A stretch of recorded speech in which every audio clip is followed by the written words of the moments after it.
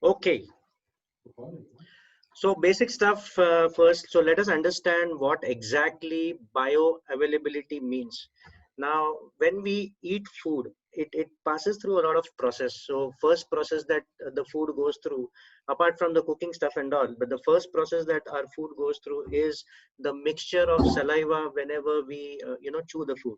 That is a process. The enzymes get added onto it. Then it passes through our esophagus, goes to our stomach, where all the acids mix together. The food is then uh, drawn to the intestines, the small intestine to be precise, where the actual breakdown of nutrient happens.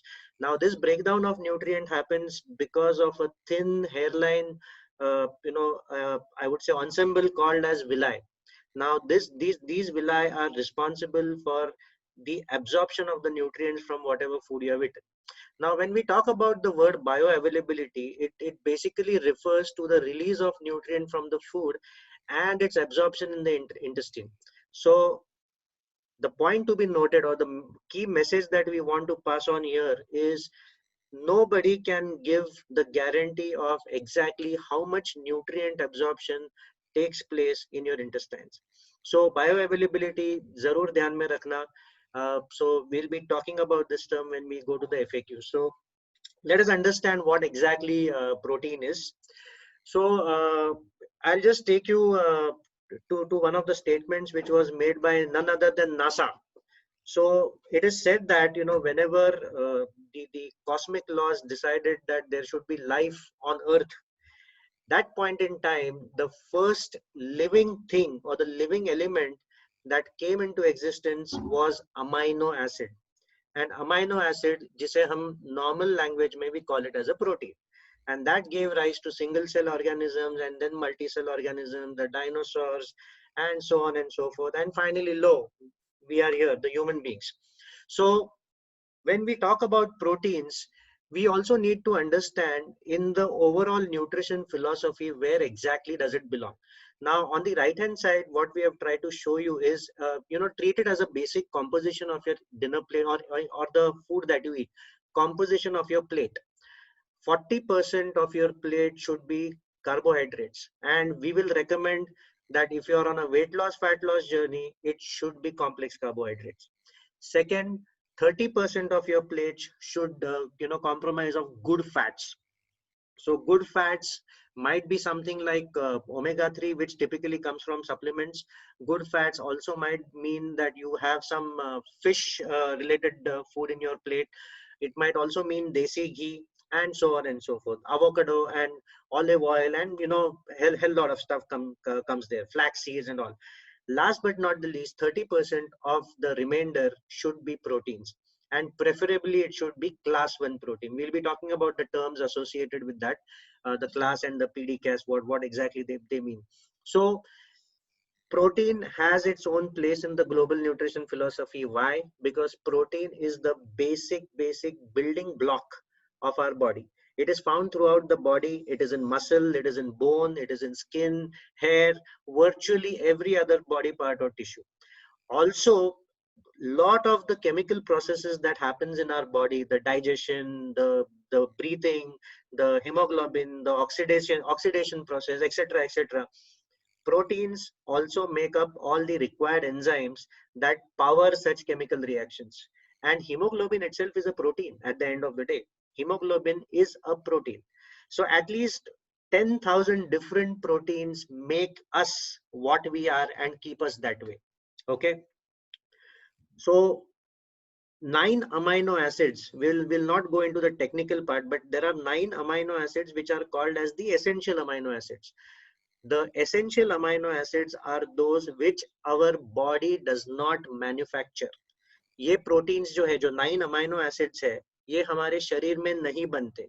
That is one of the reason that these 9 amino acids have to be consumed externally, that is through food. Now, what is this essential and non-essential is very simple. The essential amino acids is something that does all the essential work, like giving us energy, the muscle repair, the muscle building. So it combines with the already pre-existing proteins in our body, and it formulates these so-called processes. For example, अगर आपको कहीं खरोच आती है, what happens? Coagulation happens. वहां पे clotting हो जाता है एंड वो जख्म आपकी बंद हो जाती है. That is nothing but it is a process which is done by proteins. If you are already malnourished होने के बाद, so there are some people जिनका जख्म जल्दी भरता नहीं है. कई लोगों को जख्म भरने में टाइम लगता है. Typically people who are having diabetes, who are having blood sugar issues. So from that perspective, it always makes sense for number one is you should think healthy and be healthy. I mean that's the underlying message of any of the trainings that we cover.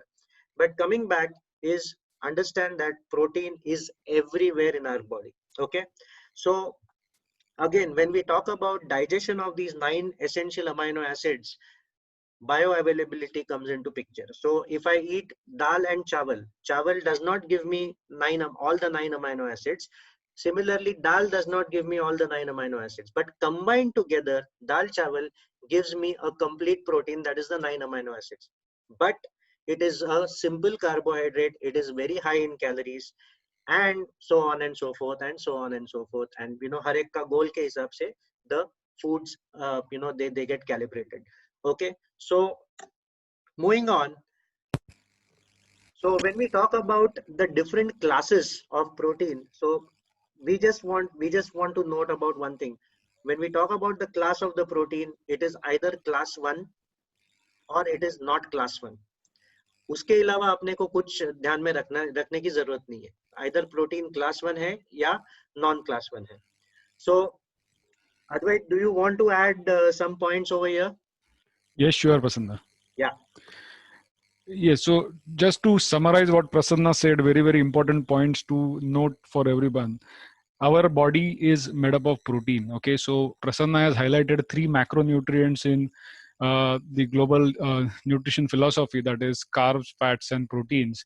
And carbs and fats are the energy sources. Our body never get built up with carbs and fats. Okay, they provide energy for our body, and then protein is the thing with water. So next to water, so our body is 70% water, and after water it's the protein with which our body is basically built up. So protein is basic building block, that is why we say it is a basic building block. Okay, so now let us understand what is PDCAS. The full form is protein digestibility corrected amino acid score. Okay, so the basic indication about PDCAS is it is basically a digestibility of the protein and the composition of the amino acid. The combination of it is called as PDCAS score. In simple language, if you want to understand this, the quality of protein is indicated by its PDCAS score. Okay, now we know there are a lot of vegetarian and non-vegetarian sources of protein, but not necessarily every protein source will have PDCAS 1. Okay, 1 PDCAS is the highest score. And if you can see here, egg protein, so soy protein is almost 1, it is 0.99. Other than soy protein, it's whey protein, that is milk source, or casein protein, and egg whites.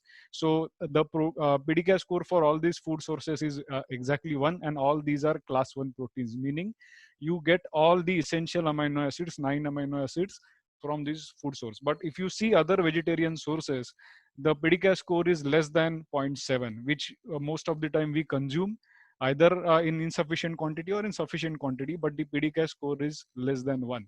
So when we are talking, so we are going to discuss about how much protein to consume and what is the grammage and all. But whenever we are now talking about protein consumption, it is always class 1 protein, which has PDCAS score 1. So if we are saying that we need to consume 0.8 gram per kg of our weight protein, it always refers to PDCAS score 1 and class 1 protein.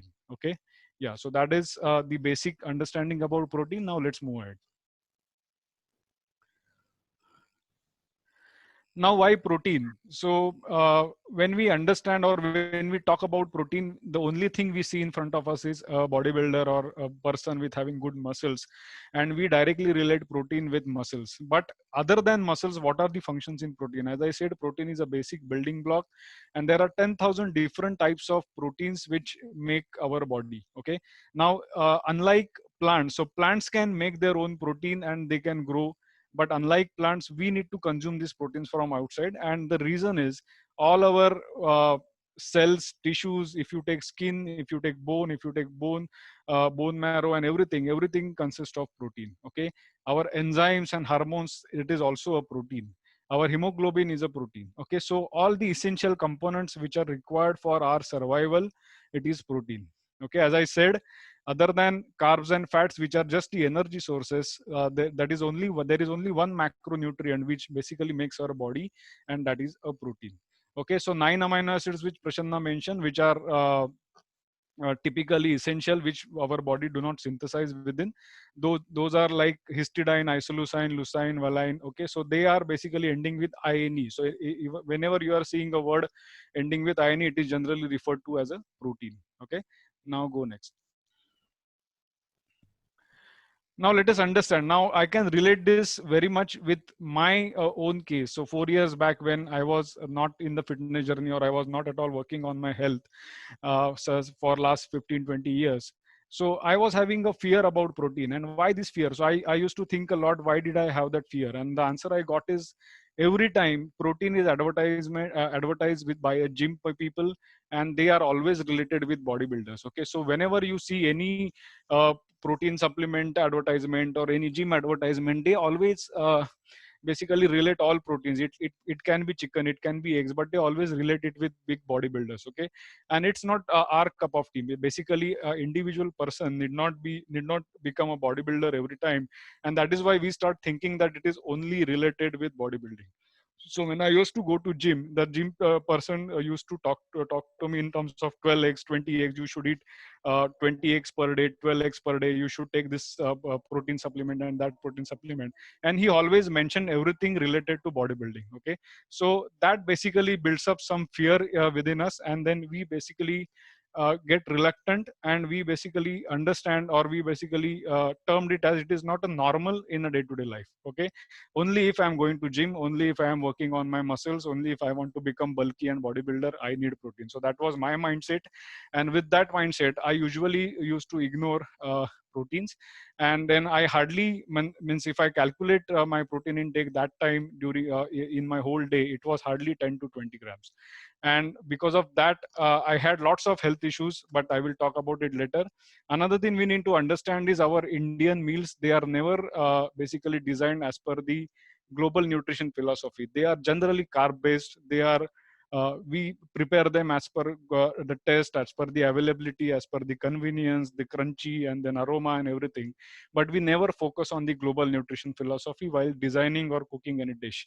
Okay, so if you take typical breakfast dishes like poha, upma, idli, dosa, everything is majorly concentrated on carb based, and it is just to fulfill our hunger, and it is just to get that good taste and enjoy that food, and it is more of an entertainment part and more of a convenience part, rather than focusing it on, so focusing the nutritional need of it. Okay, so it is basically not rich in protein.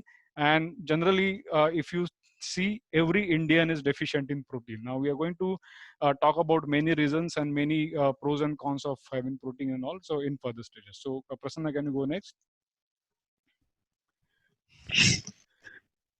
Yeah, so how much protein to be eaten? Now, as I said, I had that fear in my mind, and we generally ignore protein, and we hardly concentrate on the grammage of protein that we consume throughout a day. But what medical science say, or what ICMR says, or what WHO says, so these are the basically figures, and we have taken this table from ICMR page, and it says that an average Indian who is weighing around 60 kg needs 60 gram of protein. So zero point 0.8 to 1 gram. As I said, it should be class 1 protein and PDCA score 1.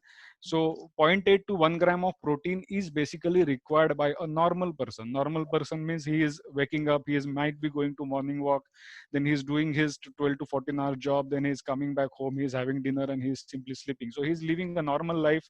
There is no hectic life for him, means physically I'm saying, and there is no heavy exercises he's doing and all. So all this, even if this normal person needs zero point 0.8 to 1 gram protein per kg of his body, but it is for the basic survival. Okay, on top of that, if a person is a sports person, he is an athlete, he is losing weight, or he is working on his muscles, or he is into sports, so there are different variations of grammage of protein.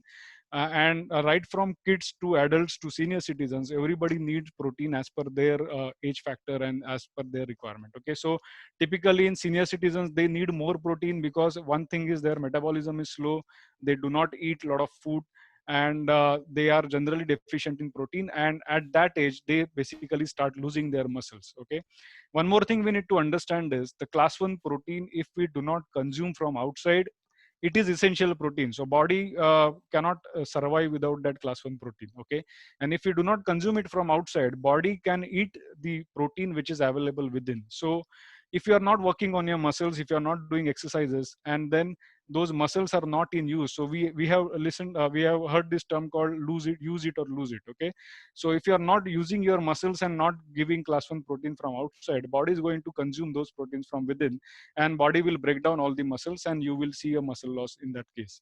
And typically this happens in senior citizens, where they do not focus on their health and fitness, they do not lift weights, they do not involve in strength training, and they do not consume class 1 protein in enough amounts from outside.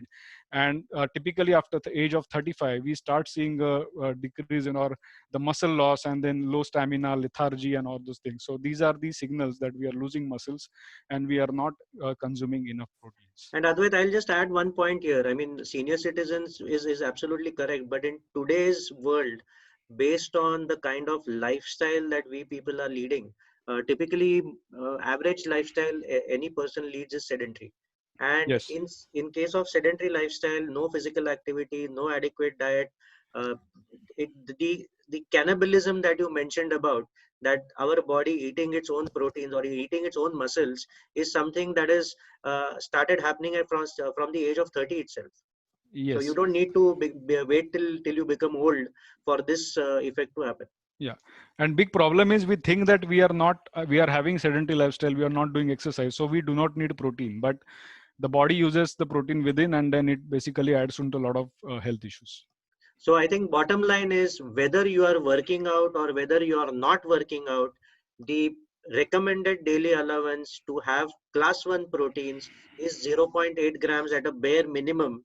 And ideal protein intake for a person, as it is mentioned in the ICMR sheet, it should be 1 gram per kg of body weight. And as you said, Advait, depending on the physical activity, it can be increased to 1.2 if a person is working out for, let's say, 35 minutes to 40 minutes every day.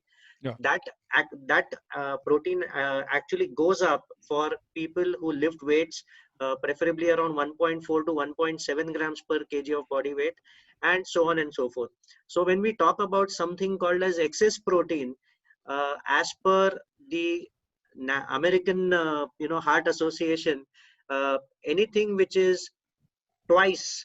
So for example, if a 60 kg person is having 120 grams of proteins or more, that is said to be excess protein. Whether to have so much protein is correct or wrong, it depends on the purpose of that person, why he or she is consuming that much amount of protein. Any excess protein which doesn't get metabolized gets converted to carbohydrates, and it starts behaving like fats. So it basically it becomes fats at the end of the day, and these are the fats that actually create the hell lot of problems that you may experience. Yes, and Prasanna, the fear factor about having excess protein in your diet basically vanishes with this, and we should have a fear factor of having inadequate protein or less protein in our diet. Okay, so consuming 60 grams of protein is very, very tough throughout a day, class 1 protein that too. And we hardly consume 30 to 40 grams of protein. Even if you are having some supplemental shakes and all, you consume hardly 30 to 40 grams of protein. Other than that, those proteins are not 100% digested or not 100% absorbed in your body, so there is a wastage. That is So the considering, bioavailability. yeah, Yeah. considering everything, having 60 grams of protein is a tough job, and so we should not be worrying about having high protein diet. We cannot have high protein diet unless we are specifically taking those supplements and heavy supplements for bodybuilding and all. Other than that, a normal person cannot have high protein diet. And eating It's just chicken in not all my possible. meals. Yes, it is not possible. Yeah, next.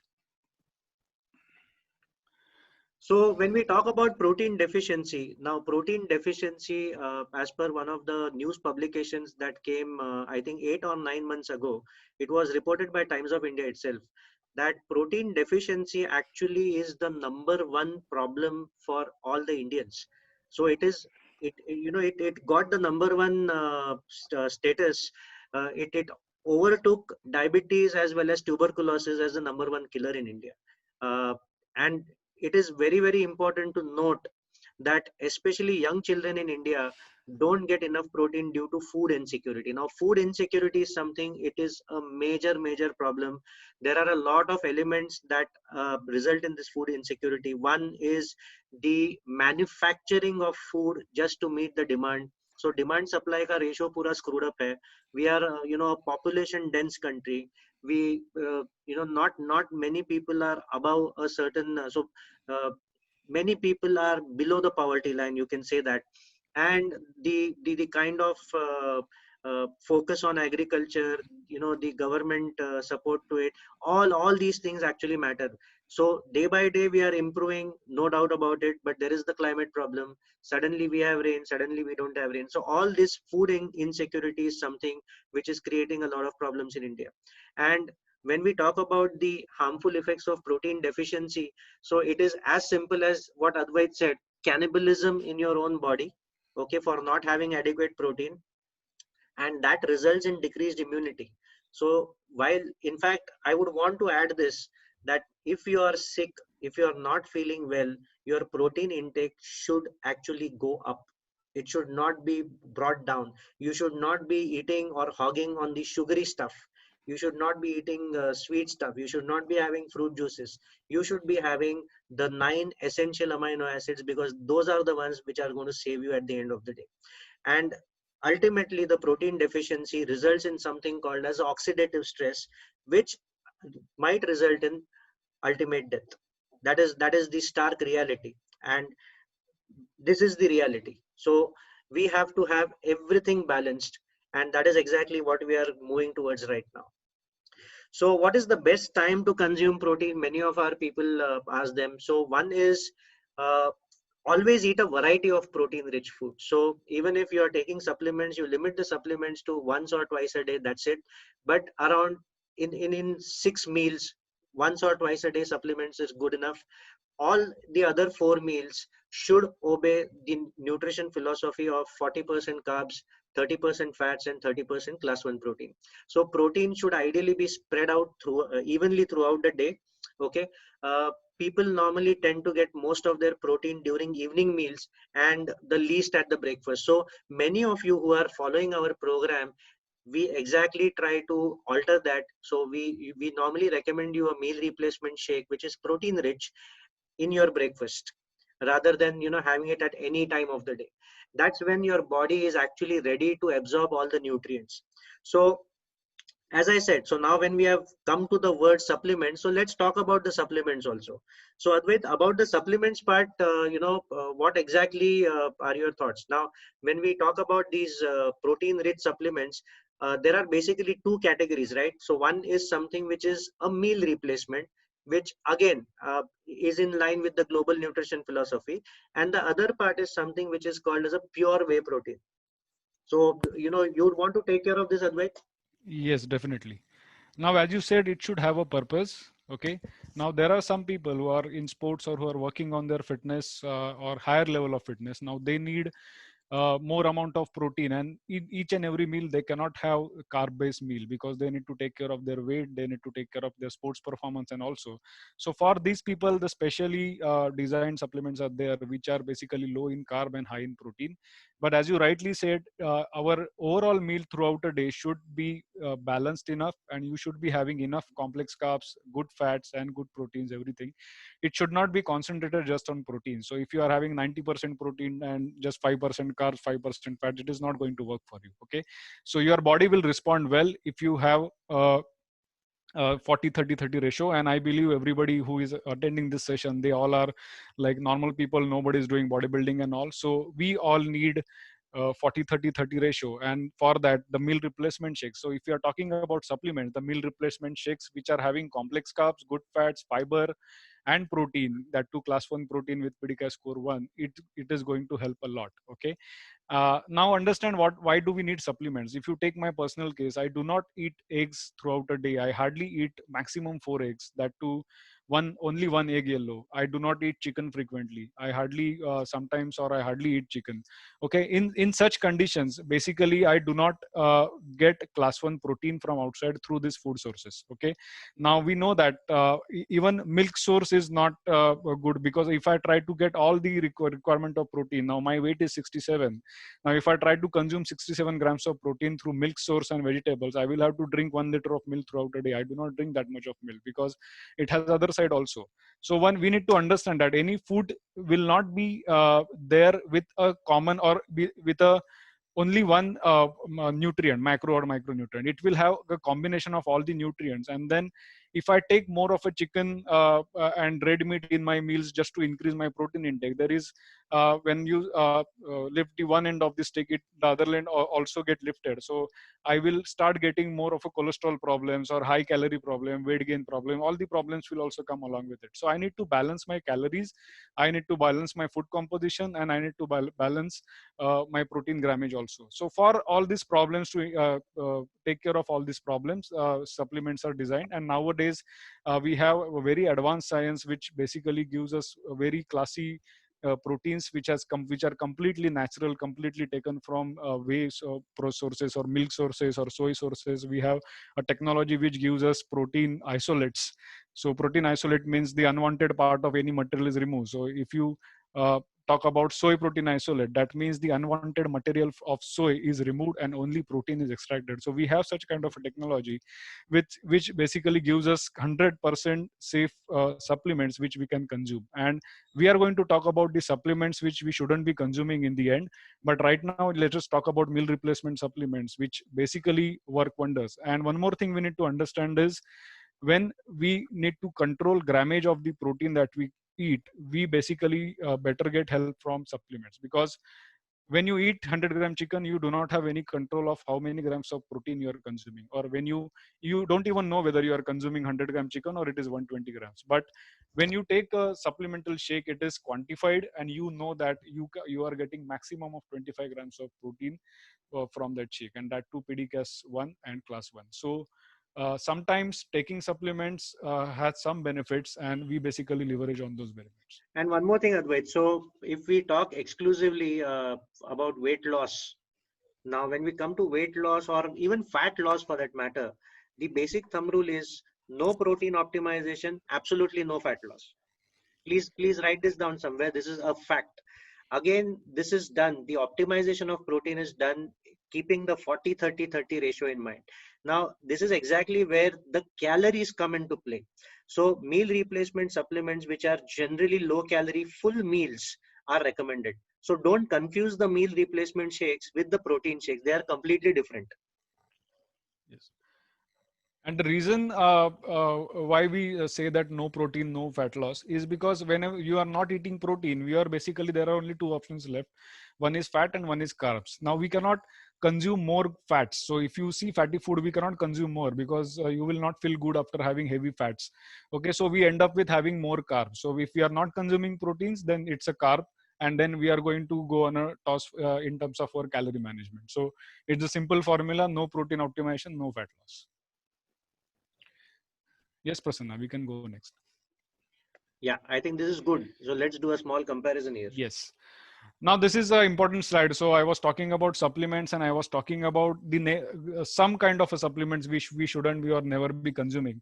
Now nowadays in Bollywoods also, we see a lot of film actors and all. They are having six packs and having good bodies and all. And youngsters basically get inspired by them, and they start following them, and they start going to gym, and then basically they visualize themselves as having those six packs and all. But we need to understand that if it is, whether it is natural, or how do these stars achieve that, what are the food that they consume, what are the supplements that they consume. And you will be surprised to know that the supplements which we consume in our day-to-day life as meal replacement shakes or protein shakes, and the supplements or the things which they consume are totally different. The bodybuilding and all those things, six packs and all, everything happens through steroids. Okay, now there are basic differences between having protein food supplements and steroids. Okay, now first thing is, all the protein food supplements or protein shakes, even whey protein or soy protein, anything, they are completely natural extracts.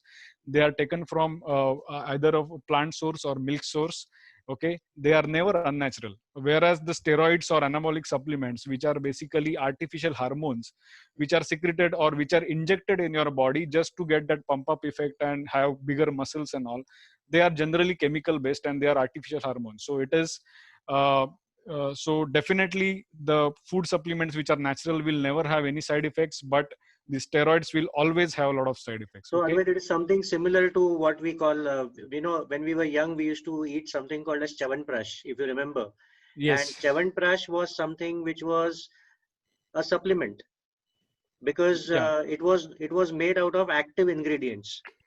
So Correct. once Correct. you open the container of that Chavanprash, it has to be consumed within certain time limit because there were no preservatives added, if I remember that very correctly. Yes. Yes. Yes. Yeah. So we are talking about steroids and supplements. So now food supplements, protein supplement, they are essential, as we know that we need all those 9 amino acids.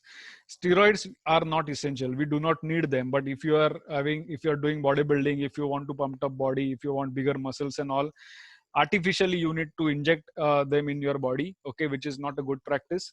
As per all the WHO and ICMR and all protein supplements or all protein foods or all protein shakes, nothing has any side effects. So if you are consuming zero point 0.8 to 1.5 grams per kg of your weight, you are not going to see any side effect on your body.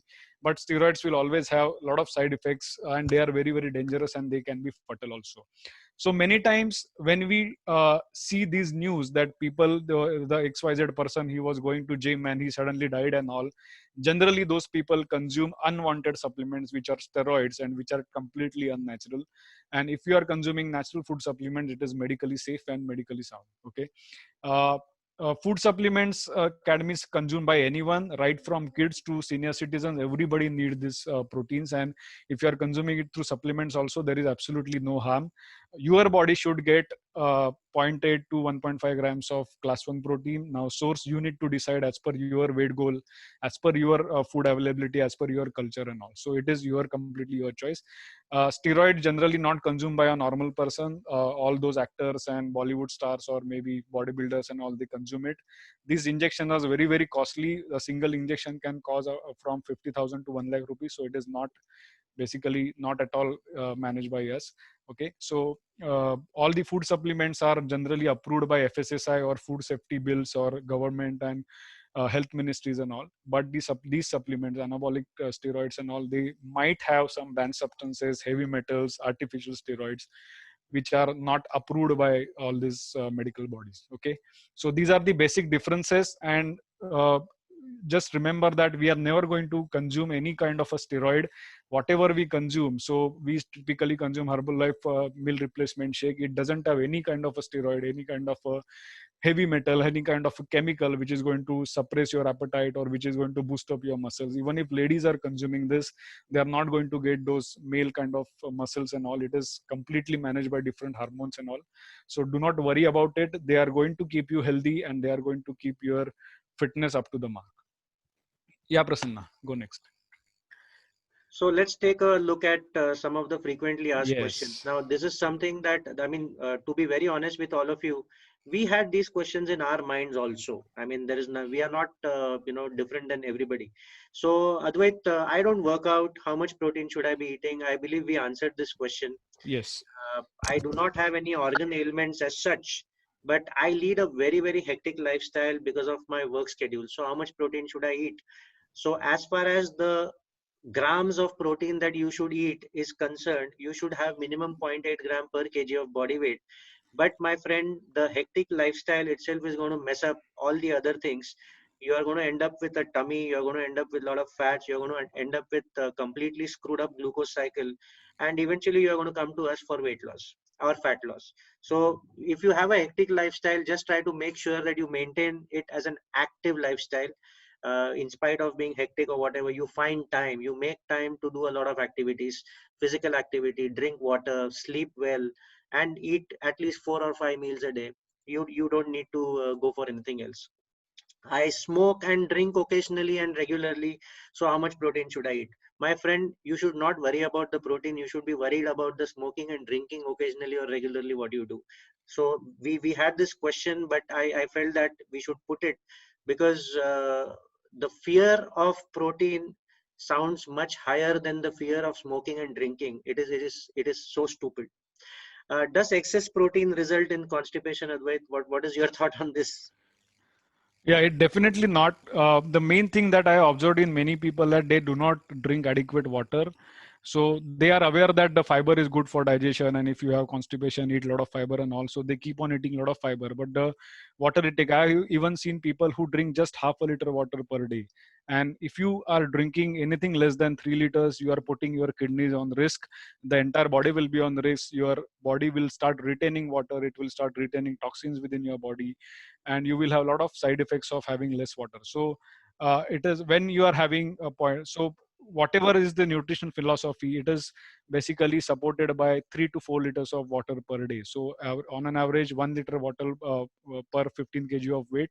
So if you are consuming that kind of a water, you will not have any kind of issue. So I am basically consuming 1.5 grams per kg of my weight as per my need for last 3 years, and I have not seen every year I am checking my kidney function, liver function. I am maintaining my water intake properly up to the mark.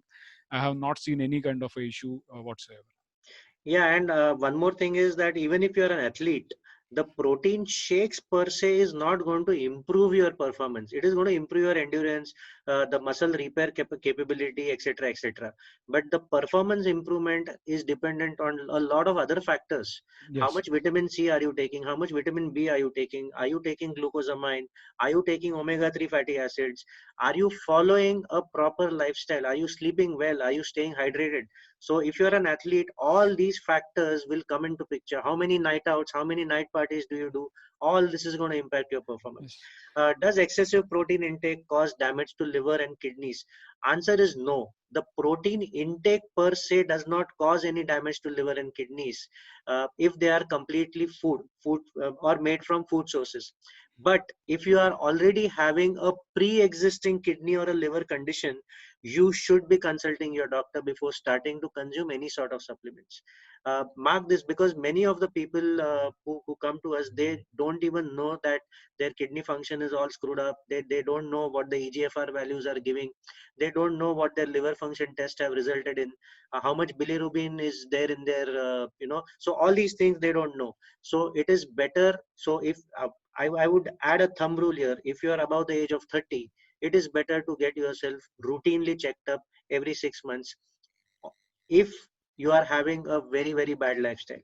If your lifestyle is active, if you're good, once in a year is absolutely good, but do get yourself medically examined, because pre-existing kidney liver condition agar rahega, the processing or the metabolization or the metabolic activity of your body already is into a sort of a decline. It puts more pressure on the liver and the kidneys, which are already damaged, to digest the proteins that you are taking. So for any person with a pre-existing condition, maybe a person is on single kidney or whatever, there is a pre-decided grams, that how much grams of protein you can consume in a day. Consuming no protein is equal to death, as simple as that. But how many grams you can consume is something that is given. So you need to ask your doctor for all this. Now, when we come to the other Yeah, part, Prasanna, that yeah, one more point I would like to add. So when doctor tells that you should go on a low protein diet, I have specifically asked one doctor, my family doctor, what do you mean by low protein diet? And he clearly said that 1 gram per kg is a low protein diet. Okay. So when you have a kidney or liver problem, you need to ask your doctor how many grams of protein. So when doctor is saying low protein diet, you do not blindly assume that it is zero protein, and do not stop having all the protein sources. Okay. That is one thing. And what happens is basically many of the times the filters of the kidney do not function well, and they do not retain all the proteins in the blood, and the proteins are added in the urine.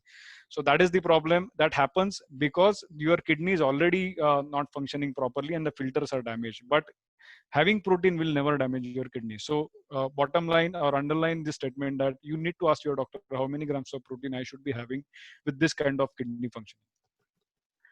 so another important question that we come across is, are supplements safe to consume? Do I need to take a medical practitioner's permission to consume supplements? The answer is very simple. So I am a normal person. I eat roti, sabzi, dal, rice. I work out for around 45 minutes a day, and leading a pretty healthy life. For me, eating a pav bhaji or eating a bhajia in this rainy season or something, it's a dietary change. So when I'm making this dietary change on my own, or maybe consuming alcohol on some weekend with friends or whatever, for making such dietary changes, if I don't take the permission of my doctor, I don't need to take the permission to take the supplements. Very simple. Provided the supplements have the FSSAI approvals, provided the supplements have a clear cut nutritional label which is showing what exactly it contains, absolutely no issues. Is protein only used for muscle development? Otherwise, It is used for muscle development, but it is used not only for muscle development. There are a lot of other roles, but yes, muscle development also. And muscle development should happen whenever you are losing weight or maintaining your muscles in every stage. So just because we have introduced a protein shake during your weight loss cycle, it doesn't mean that you should be consuming protein only during your weight loss cycle. You are maintaining a weight or maintaining your muscle mass is also a project, or it's also something to look into. And the muscle development stage is basically a continuous stage. You need to retain your muscles also, so they are basically breaking down on a daily basis with your activities, and you need to develop them. Okay, so it doesn't relate with bodybuilding every time. It is basically a common man's muscle, so you need to have a lean muscle mass in your body. And yes, protein will definitely will be used for muscle development, but provided you are consuming class 1 protein as per the adequate grammage. absolutely. And do I need to reduce the protein intake if I am having uric acid problems? Now, the reason for having uric acid problems, or maybe some people get gout attacks, the reasons are completely different. One of the major reasons that we have come across is people who are overworking out. I mean, they work out like there is no tomorrow, 2 hours in the gym, and running and etc. etc. Running 8 kilometers, 10 kilometers, and actually not having adequate proteins. That also results in uric acid problems. And this is something that we verified with one of our clients who is a doctor. Another problem for uric acid is again the lifestyle habits, the amount of visceral fat that a person carries, uh, the smoking habit, the alcohol habit. Then there are some certain types of food that a particular person is used to. So too much of sugary foods, people who are already diabetic, they might have chance, they might have a chance to develop the uric acid problems pretty quickly. And protein intake, whenever you have class 1 protein in your diet, class 1 protein is actually helpful for people with uric acid issues. So what foods a person having gout or uric acid problem should avoid is basically any food that comes under class 2 protein. So typically जिसमें purines करके रहता है, all those purines are something that needs to be avoided whenever a person is suffering from uric acid problems. Yes.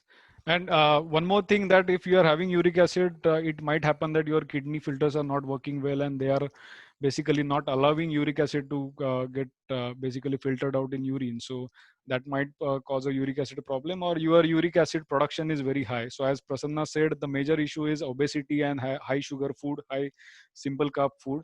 And definitely you should be avoiding sprouts, typically egg whites, and the protein shake which we supply or which we recommend during our weight loss cycle is basically very safe for uric acid. And we have a lot of cases of uric acid issue, and those people along with their weight loss and fat loss, they have recovered their uric acid problem also. So that is what experience is. Yeah, and one more question that we came across was, uh, there are there are people who have kidney stone issues. Now, primarily, the kidney stone is something. Majority of the cases, it happens in the urinary tract. That means there are thin wire-like tracts that are responsible for carrying the urine to the urinary bladder. अगर वो track का जो dimension रहता है, that is around 2 mm. And 2 mm dimension में अगर 3 mm का stone अगर पैदा हो जाता है उसमें, then obviously it pains a lot. If the stone is in the tract, absolutely there is no correlation or no relation whatsoever with your protein intake. You should be having lots of water. And obviously, if you have a prevailing heart condition, you can check with your doctor in terms of how much liters of water are you allowed to have in a day.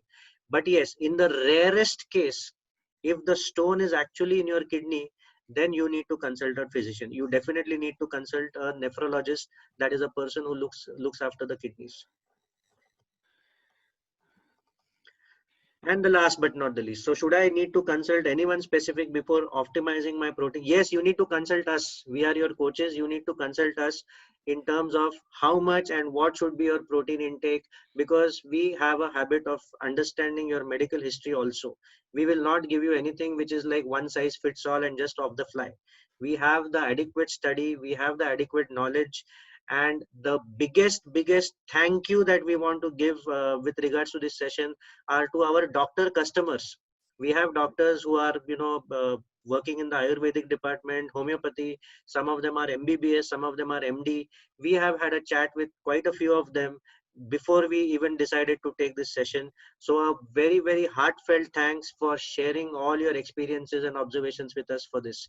And with this, thank you Yeah, so much, Prasanna, guys, one more for. point. Yeah, yeah, go ahead. Yeah, very important point that I want to highlight here. So even if you decided to take supplemental proteins, you need to consult us, means you need to consult the authorized distributors, because you cannot have artificial chicken, but you can easily have artificial supplements if you are consuming it or if you are procuring it from unauthorized sources. So many of the time these protein supplements are easily available on internet on higher discounts, but let me tell you, they can be easily duplicated. You can easily end up in getting first copy or the expired products, and if you are not ensured about that and you are to start consuming, you are definitely going to see some health issues because of that. So whenever you are consuming these supplements, ensure that you are getting it from licensed distributors who are giving you non-expired and legal authorized products, and which are completely original. So That is with very, that, very yes, critical, Advait. yes. Yes, that is absolutely critical. So with this, thank you so much for your time. Today's session went on a bit far because we thought that we wanted to cover all possible points. At the end of the day, eating right, sleeping well, hydrating yourself, and staying physically active is what matters. And in that aspect, whether you take your proteins from supplements, whether you take it from the normal food, if you are maintaining the so-called energy balance or the calorie balance, you're not going to put on weight. So with this thought, wishing you all very, very happy weekend. Thank you so much for patiently listening to us. Good night and take care. Thanks a lot, Thank you, Advait, for sharing everyone. your inputs. Bye bye. Thanks, Prasanna. Bye bye.